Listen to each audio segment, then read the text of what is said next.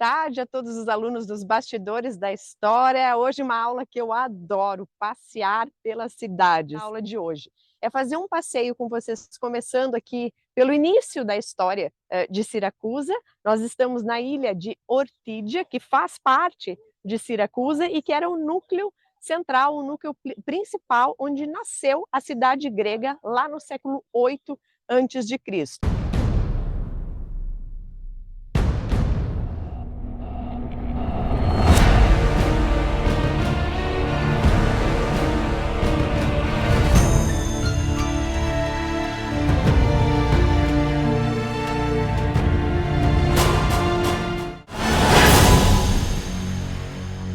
E uma particularidade, uma coisa interessante que eles fizeram aqui na praça, que então vamos imaginar isso aqui como se fosse o coração da cidade grega, né? Do primeiro núcleo grego, que começa lá no século 8 antes de Cristo. Aqui ficavam esses templos principais e nós já tínhamos templos já do período do século 8 antes de Cristo. Eles encontraram embaixo do piso, desse piso bonito que a gente vê hoje aqui, e para nos contar essa história, a gente tem que prestar bastante atenção, e essa época do ano é ótima para a gente ver isso, porque se vem para cá no verão é tão cheio de turista que a gente mal consegue ver o piso, mas observem como no piso tem uma faixa preta. Essa faixa preta aqui marca esse primeiro templo aqui, que é do século 8 antes de Cristo, do início mesmo da cidade de Siracusa. Então, esse local aqui onde nós estamos é o núcleo principal onde começou a cidade de Siracusa, que foi tão importante, principalmente no século 5 e 4 antes de Cristo. Repito, foi a cidade grega mais importante do Ocidente. Então, aqui a fachada da Catedral de Siracusa.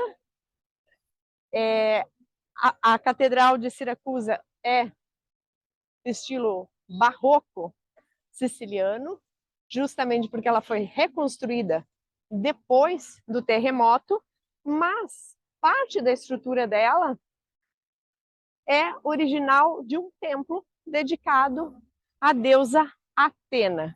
E é muito interessante, na parte de dentro a gente não vai conseguir ver, mas aqui por fora dá para ver certinho que essa igreja usou a estrutura do templo do século 5 antes de Cristo. Então aqui a gente vê as colunas gregas que estão englobadas na parede mesmo da igreja. Vocês conseguem ver isso um pouco melhor na aula que eu fiz para preparar para essa aula aqui, que lá eu coloquei uma imagem, tudo certinho. E aqui a gente vê, ó, o que seria a base do templo. Então temos um degrau aqui, outro degrau aqui, outro degrau aqui. Seria a base do templo dedicado a Atena ou Minerva, a deusa da sabedoria. A arquitetura em estilo, em ordem dórica, que é essa ordem que as colunas chegam direto aqui na base. O capitel tem aquele estilo ali que é um estilo mais simplificado. E ao lado aqui desse templo dedicado a Atena, nós tínhamos um templo dedicado a Ártemis, que infelizmente nós não temos mais, mas conseguimos ver os traços deles, que eles encontraram aqui também no piso, nessa marca no piso. Ó, de novo aqui eles põem essa faixinha aqui, para a gente entender onde que passava o templo dedicado a Ártemis ou Diana. E aqui o templo dedicado à deusa Atena, que foi transformado em igreja. Uma história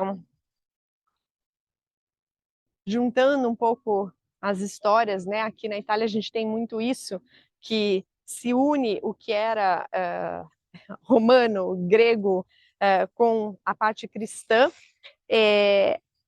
A deusa que seria a mais importante aqui em Siracusa é Ártemis, e depois vai virar Santa Lucia, ou Santa Lúcia, que é a padroeira de Siracusa, e que é a santa ligada à luz. Ártemis, por exemplo, é a irmã do deus Sol, né? Irmã do deus de toda a luz, irmã de Apolo.